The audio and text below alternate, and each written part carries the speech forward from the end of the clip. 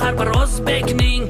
O'g'lonlari dovyurak, arzon panja, sarkardalar yurti bu O'zbekiston.